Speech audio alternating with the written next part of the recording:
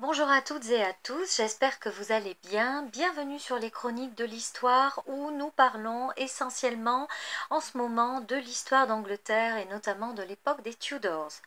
Aujourd'hui, nous restons sous le règne de la reine Elisabeth Ier d'Angleterre avec la mort d'un homme qui fut important, John Norris, au château de Mallow en Irlande à l'âge de 50 ans.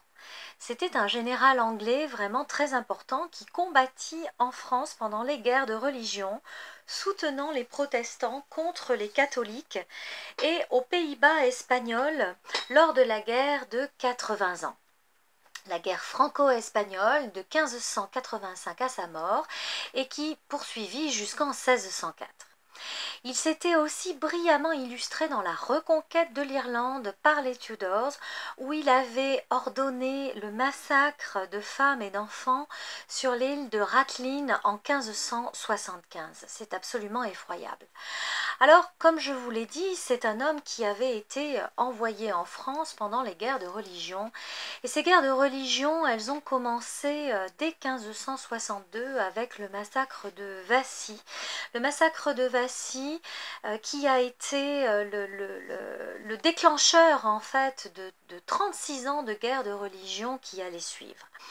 En 1572, il y a eu le mariage d'Henri de Navarre, le fils de Jeanne d'Albret, protestant, avec sa cousine Marguerite de Valois, plus communément appelée la reine Margot.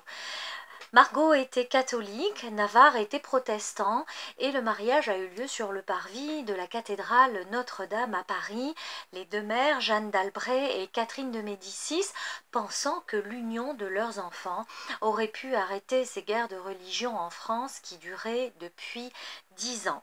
Mais imaginons bien que malgré les très nombreux traités de paix qu'il y a pu y avoir, les guerres de religion ont perduré en France jusqu'en 1598, date de l'édit de Nantes.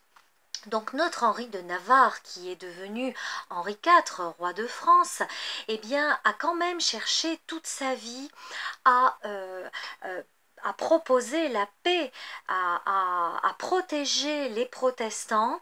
Et donc ce n'est qu'en 1598 que cet édit de Nantes a pu voir le jour et qui malheureusement a été révoqué des années plus tard par son petit-fils, le roi Louis XIV. Henri de Navarre est un homme qui s'est converti 6 fois au cours de sa vie, qui était donc le fils de Jeanne d'Albret et d'Antoine de Bourbon, et qui était le petit-fils de Marguerite d'Angoulême et d'Henri d'Albret. Marguerite d'Angoulême, rappelons-le, était la sœur du roi de France, François Ier, et nous parlons beaucoup de François Ier dans nos chroniques, puisque nous traitons cette histoire d'Angleterre qui est vraiment très en lien avec notre histoire de France, et les liens, bons ou mauvais, que pouvait avoir François Ier avec le roi d'Angleterre Henri VIII. Je vous invite donc à regarder sous cette vidéo le lien des vidéos précédentes où nous parlons de toute cette histoire, et je vous rappelle la sortie de mon premier ouvrage Les sirènes d'Henri VIII, qui traite la vision en fait des sirènes d'Henri VIII dans cette histoire d'Angleterre, où l'on montre effectivement qu'elles étaient loin d'être ce qu'on a pu dire d'elles. Catherine d'Aragon n'était pas une femme mièvre, toujours en prière. Anne Boleyn n'était pas la femme adultère et incestueuse qu'on a présentée. Jane Seymour n'était peut-être pas si détachée que cela de son envie de devenir reine d'Angleterre, etc., etc. Je vous laisse découvrir toute cette histoire et moi je vous dis à demain pour une prochaine vidéo.